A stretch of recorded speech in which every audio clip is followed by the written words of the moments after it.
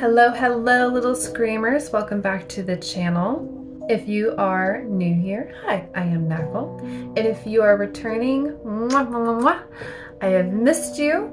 It is, as you can clearly tell, and for me, the best time of the year. It is spooky season. Halloween is literally just a hop and half a skip away. And I thought, why not bring a new kind of series to the channel? Let's go through each of the states and talk about the monsters, the cryptids that lurk within your woods, the waters, maybe even your backyard. And if you're really up for a challenge, you got a wild hair on your ass and you want to go cryptoid hunting, here is what you can look for.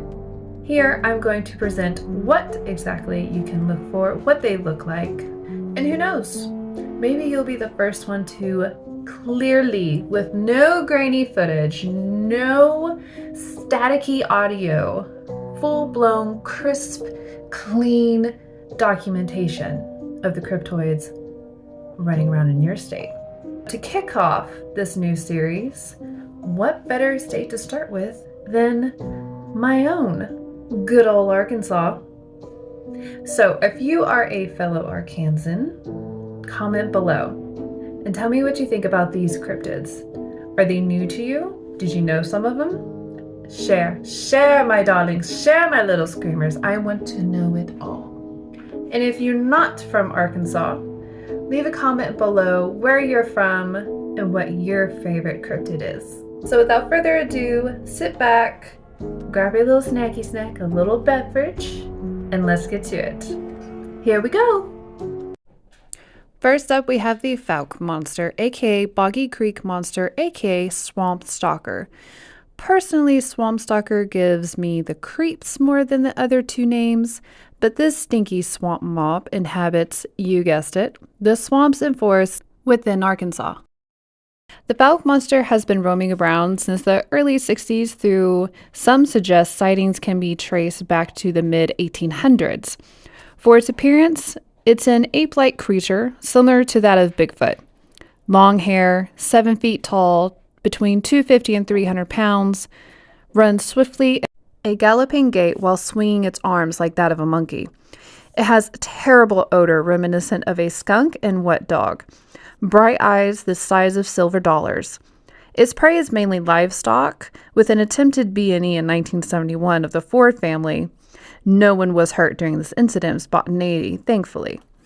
An honorable mention to this creature is how it influenced a horror docudrama that became the 11th highest grossing film of 1972, called Legend of Boggy Creek. It's now considered a cult classic. So not only do we have an oversized smelly ape, but a muse as well. Brava, Boggy Monster, brava. This catch is a massive serpentine creature, described as a giant catfish, prehistoric reptile, or a water-dwelling dinosaur. My money is on the giant catfish. Earliest sightings go back to 1900s by riverboat pilots and fishermen. You know, the reliable sort who tell no tales, of course. Anyway, this big boy came into public awareness in 1937 by the man Bramlett Bateman while on the river in Newport, hence his first original name being the Newport Sea Monster.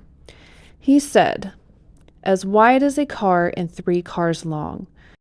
It had the head of a catfish with a long serpentine body.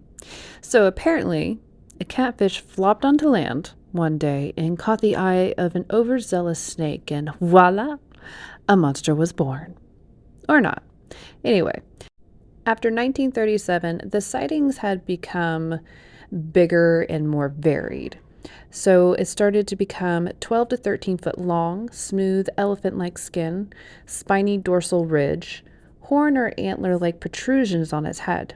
Some say it can crawl on land because, you know, why not? Why not make everything just apex predator? But I digress. After it goes on land, it leaves behind 3-toed tracks in the mud, which wipes my snake mating theory off the board. Whatever. But this one's honorable mention is in the 70s, the legislature passed a resolution to protect the creature from, I quote, molest, kill, trample, or harm. Way to go, little one. Nice. But the hype fizzled soon after and has become as an obscure cryptid, but never forgotten. Third on the list, we have the Ozark Howler, aka the devil cat of the mountains, aka Ho-Ho, aka Nightshade Bear. This would make a great game of one of these things don't belong. Can you guess which?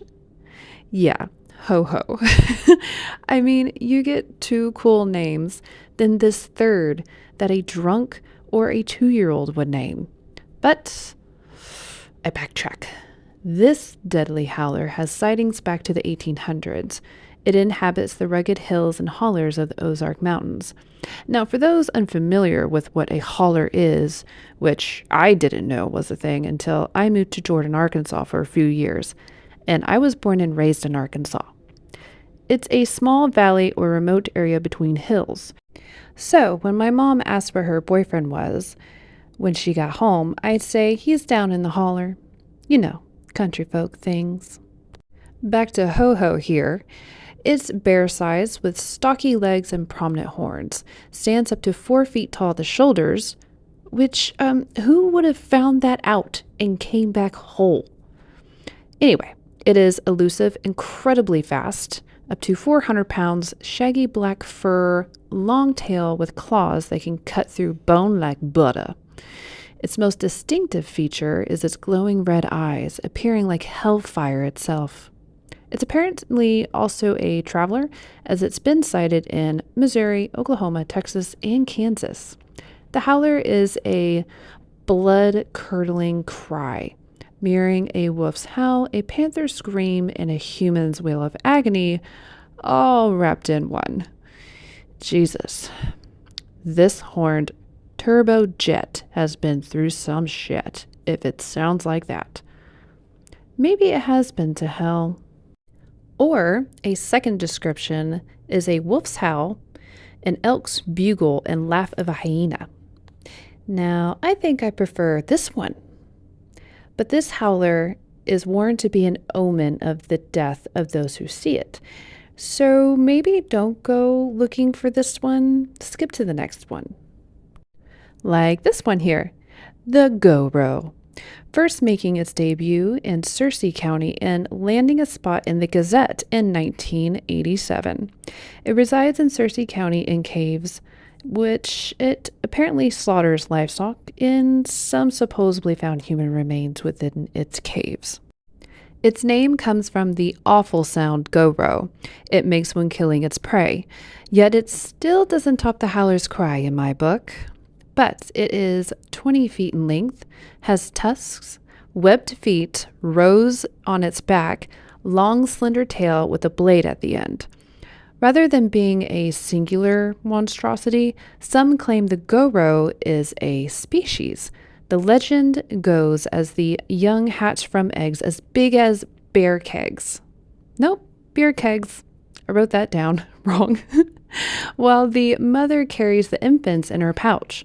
The idea of a family of Goros roaming about with their whole sling blade is terrifying. So let's move on to something less terrifying. I'm just kidding. That's the wrong list for that.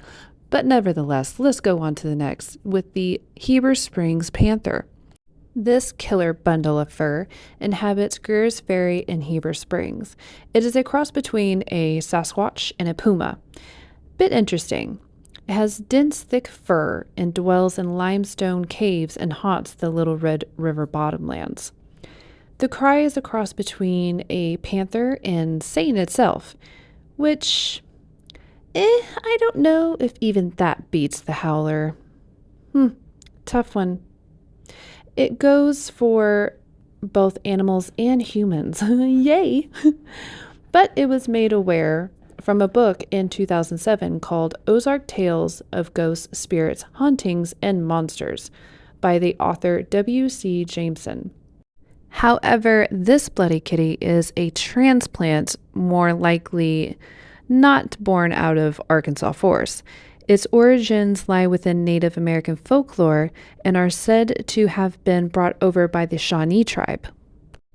Next up, we have Minashunkna. Yeah, I'm just going to place it up there. Do with that what you will in pronunciation, aka knife dog. It resides in the caves of the Ozarks. This puppy is nocturnal, the size of a large fox, weighing about 20 pounds, 4 pointed teeth with no enamel. Which, again, who is getting this close to these dangerous wild predators to get such detailed information like this? Okay. But 2 feet long, its front legs are larger than its rear legs, drinks the blood of their prey. Its saliva holds anticoagulant properties. Its incredible speed, though, makes the bite nearly painless. Its prey is humans and animals, and they sleep through the feedings, waking up with faint marks afterwards. Now, smaller animals like chickens, however, die. They click and chatter for echolocating their food. So essentially, this is a vampire fox, and I can't not love it. This would be my end. I would fall in love, and that night it would kill me, and I'm okay with that. Although death by this cutie is a harbinger of death and brings bad luck to the storyteller. So here I am, risking my well of good luck, all for the sake of the masses, who probably don't give a shit in the end. Is it worth it? Let's hope. October is a busy month for me. Don't really need anything to become a problem, you know? Now we have the Arkansas snipe, aka Skeeteroo. A pretty fun name, I'd say, but not much is found or said on this skeeter. It resides in swampy areas, is a giant insect, an oversized mosquito pretty much that can stand on 2 feet if it wants. It carries humans off or feasts on cows, which made me chuckle as a small epiphany of connection hit me. Ever since I was a little girl, people always said when visiting places like Jonesboro, they would say, God, I swear those mosquitoes will carry you away, because there are just so many that it seems like hordes and hordes of gnats. But it's not. It's just big-ass mosquitoes, where they only reside in those parts of Arkansas rather than the other parts. Thank God we do not have them in my part of the woods. Okay, I'm excited about this one because it is my favorite. Because yes, of all the obvious reasons, it's pretty, it could potentially sparkle, and it looks like something that could just grant me wishes. Or a best friend animal sidekick, like I'm in a Disney movie. This beauty is a deer-like creature, all white with plum or dogwood branches in full bloom protruding from its head, rather than antlers. It expels a blue haze from its breath, which hangs over the mountains in the fall and winter. It has wings and can fly, leap into trees, perching like a cute, adorable squirrel on the slenderest branch. A thrill seeker, if you will. It's said to hop from branch to branch, saying, get this, hallelujah, hallelujah.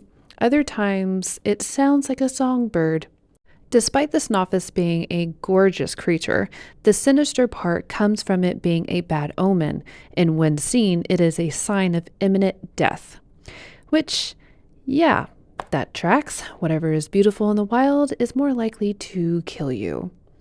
Its origins seem to come from lumberjacks, and most of what is known about the Snoffus was collected and recorded by the folklorist Vinay Randolph in his book We Always Lie to Strangers, Tall Tales from the Ozarks. A cool thing to note is that it's an emblem for the environmentalist community in the southern U.S. And on the first Saturday of October, environmentalists celebrate Snoffus Day by taking walks in natural settings. So, if you're a fellow Arkansan, go take an evening hike and see if you can catch a glimpse of this majestic creature, or hear its famous and what? Hallelujah, hallelujah. Before we end this list, there is one other obscure cryptid I like to mention here. It is the whistling wampus, which just its name alone brings a chuckle and smile to my face. It sounds everything but terrifying, more silly, and not to be taken seriously. It's a large cat-like creature with black dusk fur that goes around terrorizing neighborhoods, also believed to be a water panther, because, why not? It has eyes that can pierce one's mind and drive them mad. No, thank you. But it is known to walk on hind legs. Its stories and descriptions can go from frightening to comical and may also be coming from Native American folklore of the Cherokee along with the lumberjacks. Thank you guys for tuning in. And as always, if you liked the video, give it a good thumbs up. If you didn't like it, hey, I get it. It's not everybody's cup of tea, But if you loved it, please make sure to subscribe. And I will come out shortly with the next date. Don't know which one it's going to be yet. But until then, bye-bye.